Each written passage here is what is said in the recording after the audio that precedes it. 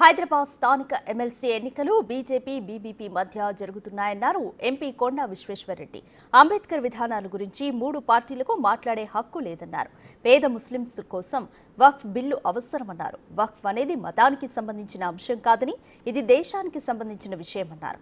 ప్రజలను తప్పుదారి పట్టించేలా ఎంఐఎం, కాంగ్రెస్ పార్టీల వైఖరి ఉందన్నారు. అధికారం లేకపోవడంతో కేటీఆర్ ఏం మాట్లాడుతున్నారో కూడా అర్థం కావడం లేదన్నారు. వచ్చే ఎన్నికలు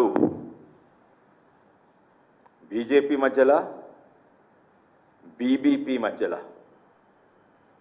బీబీపీ ఏంది? బాయ్ బాయ్ కే పార్టీ.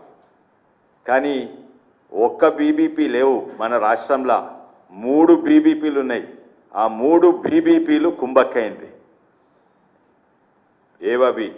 ఒకటేమో బాయ్ బాయ్ కే పార్టీ, ఇంకోటేమో బాప్ బేటే కే పార్టీ, ఇంకోటి బేటా బేటీకే పార్టీ. ఒక బీజేపీ, ఈ ముగ్గురు బీబీపీ పార్టీలు కుంభక్కయి బీజేపీతో కొట్లాడుతున్నాయి. మొట్టమొదటి బీబీపీ పార్టీ అంటే మజ్లిసే ఇత్తిహాదుల్ ముస్లిమీన్కు 49 ఉన్నాయి. మరి ఇంకో బాప్ బేటీకి పార్టీ ఆ టీఆర్ఎస్ బీఆర్ఎస్కు 24 ఉన్నాయి. వీళ్ళందరూ కుంభక్కైనరు. ఎవరితో కుంభక్కైనరు? మజ్లీస్ తోటి. ఆ మజ్లీస్ ఎవరు? ఎంఐఎం అంటే ఏంది? మజ్లీసే ఇత్తెహాదుల్ ముసల్మీన్. దాని అర్థం ఏంది? మజ్లీస్ అంటే ఒక బైఠక్, ఒక గ్యాదరింగ్, అసెంబ్లీ ఆఫ్ పీపుల్, ఒక గుంపు. ఇత్తెహాదుల్ అంటే యూనిటీ. ముసల్మీన్ అంటే ముస్లింలు, అంటే ముస్లిమ్స్ ఐక్యత పార్టీ. ముస్లిమ్స్ ఐక్యత పార్టీకి వాళ్ళు సెక్యులరిజం అనే పదం వాడే హక్కుందా?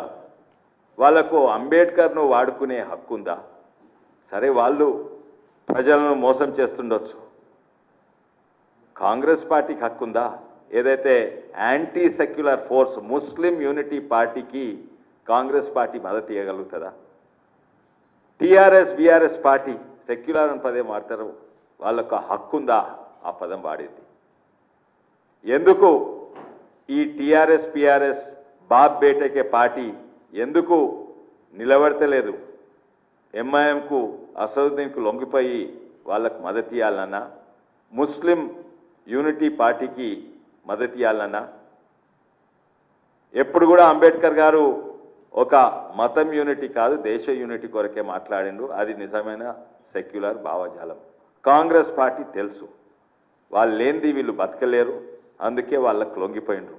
కాంగ్రెస్ పార్టీ కూడా అభ్యర్థి పెడతలేదు. అంటే కాంగ్రెస్ పార్టీకి, ఇంకా టీఆర్ఎస్ బీఆర్ఎస్ పార్టీకి, ఈ 2 బీబీపీ పార్టీలకు హక్కు లేదు. ఏంటంటే ఇది హైదరాబాద్ ప్రజలకు ప్రతినిధిగా ఉండే హక్కు లేదు. రేపు వాళ్ళు ఎలక్షన్స్ కూడా కొట్లాడొద్దు. మీరు ఎలక్షన్స్ కొట్లాడేది ఎందుకు? వాళ్ళకు మద్దతు ఇచ్చి ఇంకేదో